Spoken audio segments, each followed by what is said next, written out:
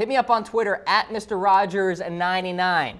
All right, let's get into my top 10 games of the 2018 NFL season. I'll count you guys down from 10 all the way to number 1, and we'll start things off with a Lone Star State duel. The Dallas Cowboys and the Houston Texans, Week 5, 8:20 Eastern Time on NBC. It's Sunday Night Football, Deshaun Watson versus Dak Prescott. Here's what I'm watching, as you see on that third bullet there. How does Dallas's offensive line hold up against J.J. Watt and Whitney Mercilus and that front seven there for the Houston Texans? Because we still really aren't fully confident in terms of who the starting front five will be for the Dallas Cowboys. We know the Cowboys have a new offensive line coach. We think that Fleming will be there at tackle and Collins will play on the inside, but we'll see what Dallas does via the draft. And maybe a rookie plays at guard, who knows. But I like this game a lot. For Houston, we can only hope Deshaun Watson is 100%. I'm watching, again, how that Cowboys offensive line holds up against J.J. Watt. I'm also watching how this Dallas Cowboys secondary performs against DeAndre Hopkins and Will Fuller, and maybe, just maybe, Dez Bryant. Because DeAndre Hopkins recently went to Twitter to try to bring in Dez, right, with that picture of Dez in a Houston Texans jersey that I showed on this program. I believe it was last episode. So I think this has the makings of an exciting finish. Plus, I like how this is in Houston, by the way. The crowd will be rabid, as Texans fans tend to play second fiddle here to Cowboys fans. Who wins this game? Cowboys versus Texans. Give me a heart for the Dallas Cowboys, a like for the Houston Texans. Let's see, we got Joey saying, oh yeah, can't wait for this game. I bet you can't, Joey. It's going to be a really fun matchup at that in prime time. Johnny saying Dallas Cowboys. We'll see what happens in terms of this matchup here. Let's get to my number 9 game for the 2018 NFL season. My Baltimore Ravens taking on the Pittsburgh Steelers at the Big Ketchup Bottle, Heinz Field, 8:20 Eastern, NBC, Sunday Night Football, perhaps the best rivalry in the entire league. Joe Flacco, Ben Roethlisberger, Michael Crabtree, plus maybe Willie Snead, if it becomes official, right in there against that Pittsburgh secondary. You got to put in Ravens and Steelers in the top 10. You just have to. They call it the black and blue rivalry for a reason. And with it being early in the season, you know, perhaps maybe the playoff implications aren't as high, especially with it in week 4. But, you know, I'm confident Michael Crabtree will be fitting seamlessly into this offense here for the Baltimore Ravens. Joe Flacco is going to work with his wide receivers with some extra time ahead of training camp. All you guys in the comments section, let me know who wins this game. If you like me, you are going to pick the Baltimore Ravens to beat the Pittsburgh Steelers. Oh, John, you're killing me. You have the Steelers with the edge. All right, that's fine. I guess I understand that, John. Give me a heart for the Baltimore Ravens, a like for the Pittsburgh Steelers. Antoine saying Pittsburgh as well. God, guys, come on. You're on the anti-Cam Rodgers train right now. Somebody go with Joe Flacco and the Baltimore Ravens, please. But, yeah, I mean, Sunday Night Football obviously still respects this matchup here, so I got to put them in the top 10. It'll be interesting to see, by the way, if Terrell Suggs can continue to sip on the fountain of youth, if you will, and continue to perform at a high level. He performed really well in 2017. Can he carry that momentum here into 2018? And by the way, can they put enough pressure on Ben Roethlisberger? Me personally, I think this is the year Roethlisberger really takes a step back. We saw flashes of it a year ago, especially in that 5-interception game against the Jacksonville Jaguars. So Ravens, Steelers, Sunday Night Football. Let me know what goes down there. Tyler says Ravens. Thank you so much. Daniel, my man, Pittsburgh has a poor secondary. There you go, Daniel. I'm thinking Michael Crabtree balls out at Heinz Field.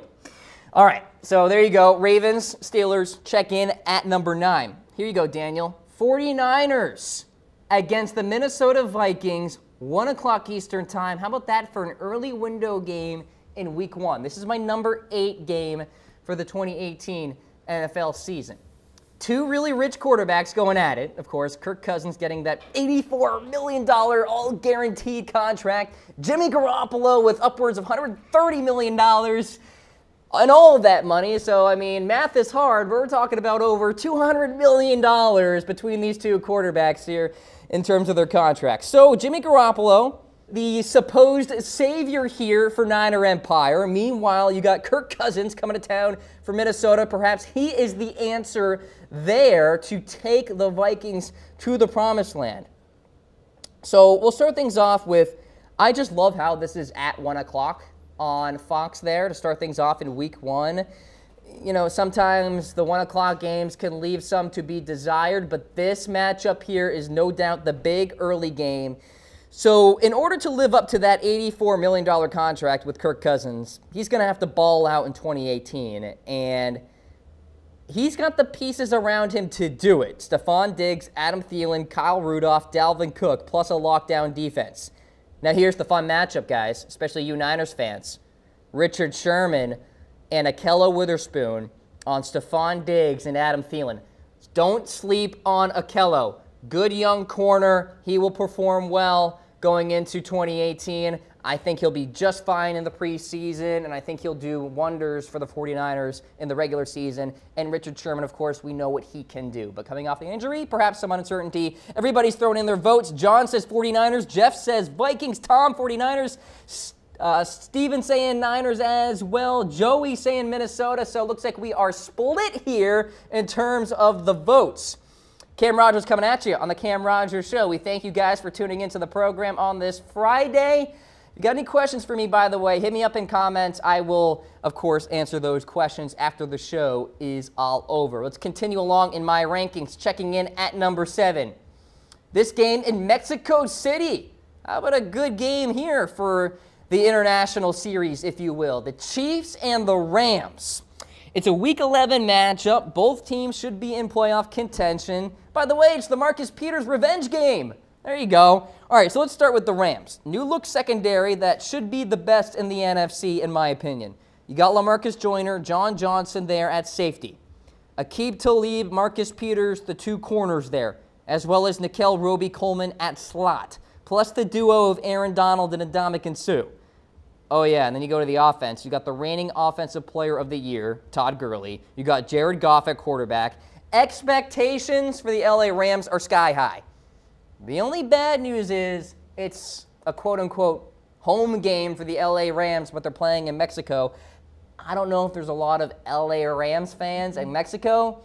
Who knows? But that kind of stinks for Rams there. They kind of get one less home game. So meanwhile for KC, you got the Patrick Mahomes era in full swing. Sammy Watkins, Tyreek Hill on the outside.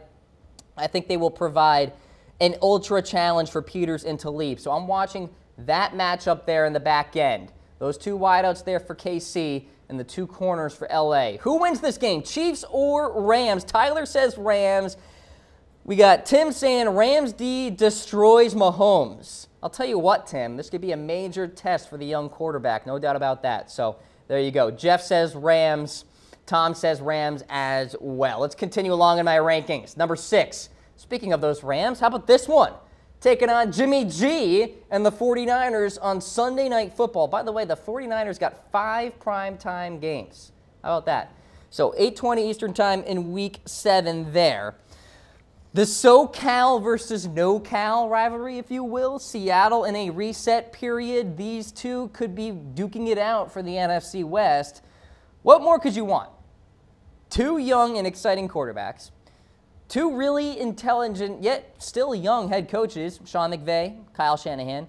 2 revamped defenses. Already talked about the defense there for the Rams, but you got the 49ers as well that I think have really good young pieces with Jaquiski Tart and Adrian Colbert and Ahkello Witherspoon. I already talked about Richard Sherman there at the corner as well. I'm really excited to see how Jerick McKinnon performs in that zone blocking scheme that the 49ers like to employ.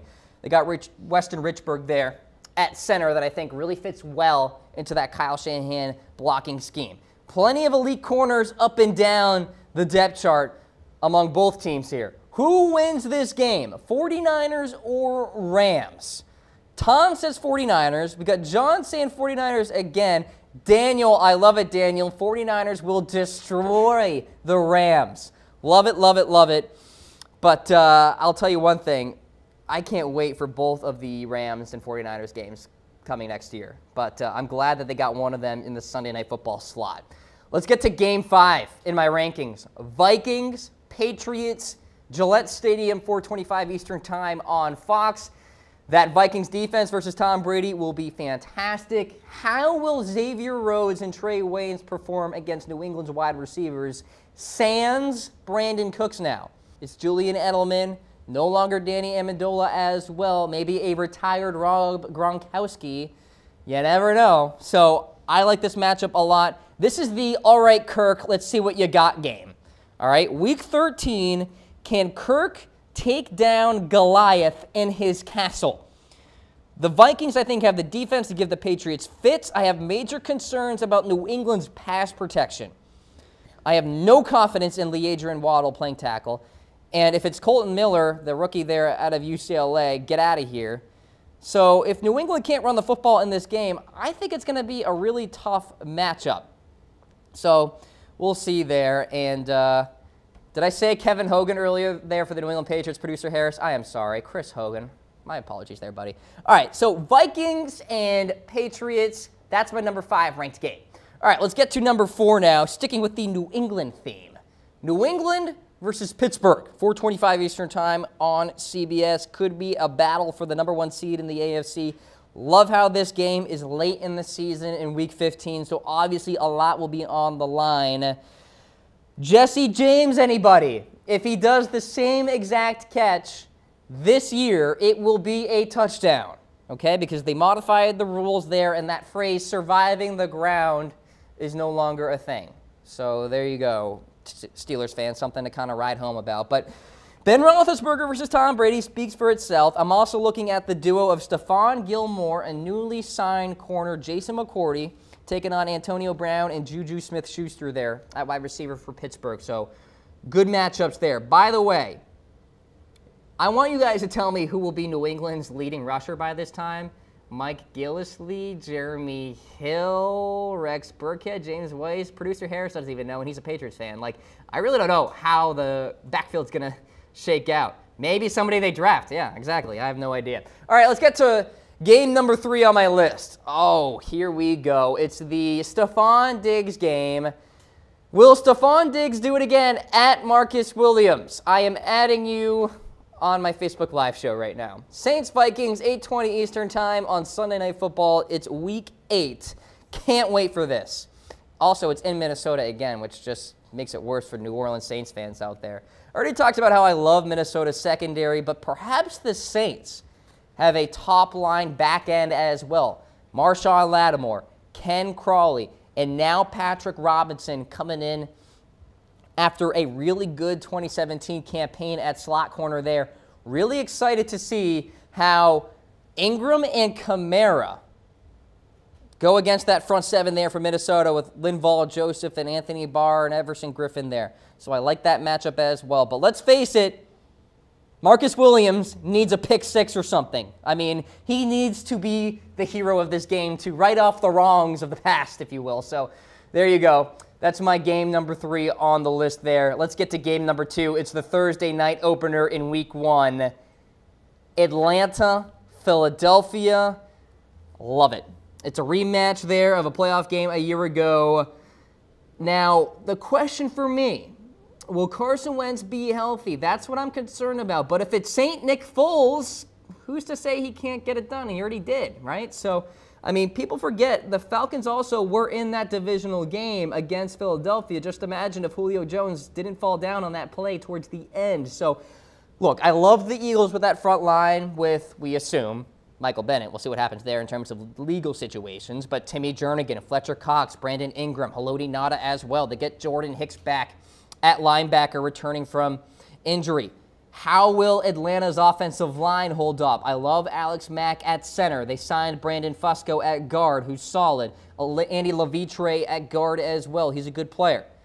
Plus, the most overused but applicable storyline here, I want to mention it, Super Bowl hangover for Philadelphia.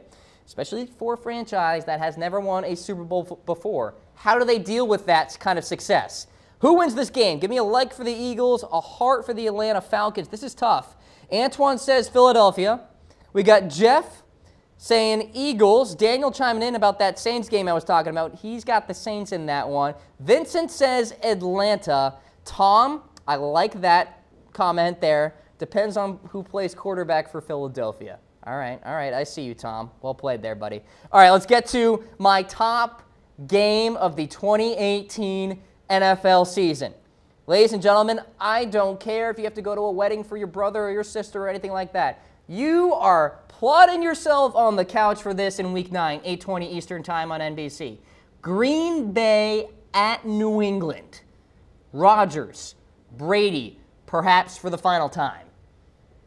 This is a rarity because, first of all, we got an NFC team and an AFC team.